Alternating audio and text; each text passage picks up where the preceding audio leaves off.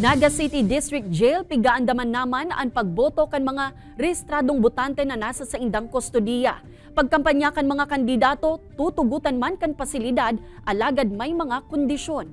Kung ano-ano iyan, aramon ta sa pagtutok live ni Jessica Kalinog. Jessica?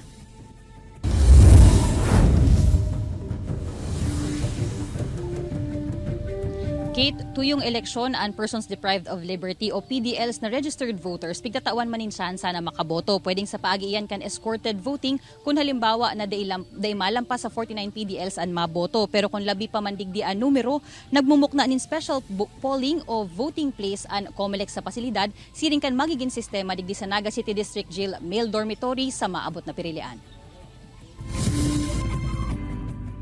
Ang pagboto sa barangay man, lokal o nasyonal na eleksyon, diretso kan dawa si say na Pilipinong rehistradong magboto. Dawa pa iyan, nasa laog kan karsel, asin may pigaatubang na kaso. Ang Naga City District Jail Male Dormitory, pigaandaman naman ang napaparaninang pirilian sa Oktubre 30. Kan nakaaging bulan, nagkondosir naman ang pasilidad nin dry run kan oplan sa halalan. Nganing maging pamilyar na ang mga personahe asin mga botanteng PDL sa mga gigibuhon sa aldaw kan eleksyon.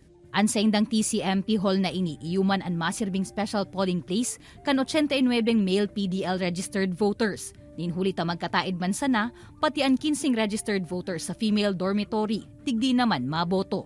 Inalaw po natin ang mga kandidato na magkaroon ng 25 minutes na airing time para ipakilala ang kanilang sarili. Personally, pwede rin pong through Zoom, Webex. At first come first serve basis po ito. Kung sino po ang regardless of party, sila po ay allowed na magpakilala sa ating mga PDL. Ang mga botanteng nasa kustodiya kan Naga City District Jail, anas maboto sa Barangay del Rosario sana, hinhuli ta iyo naman inian sa indang ginamit na address kan magparehistro. Sigun ki Attorney Maiko Julia Jr., ipigtutugot man kanli ang pangangampanya sa BJMP facilities basta nagsusunod man giraray sa COMELEC guidelines asin BJMP protocols.